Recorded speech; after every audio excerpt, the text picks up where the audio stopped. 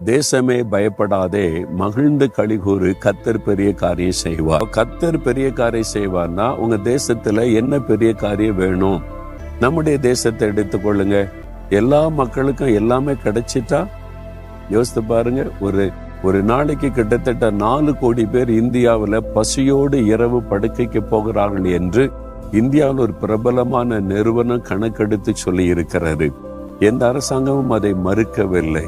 அப்போ சாப்பாடு கூட இல்லாம பசியோடு படுக்கைக்கு போறவங்க கோடிக்கணக்கா இருக்கிற ஒரு தேசம். அப்போ நமக்கு என்ன பெரிய காரியத்தை ஆண்டவரே, எல்லா மக்களும் சுபிட்சமா வாழணும், எல்லா மக்களும் சமாதான சந்தோஷத்தோடு வாழணும், எல்லா மக்களுக்கும் அடிப்படை தேவைகள் அவங்களுக்கு கொடுக்கப்படணும். அந்த மாதிரி எங்களுடைய தேசத்தை ஆசீர்வதிங்க. இந்த பெரிய காரியம் தான் எங்க தேசத்துக்கு தேவை. நாம் ஒவ்வொருவரும் ஜெபித்தால் கட்டாயம் தேசத்தில் மாற்றத்தை உண்டாக்கி நம் தேசத்தை ஆசீர்வதிப்பார்.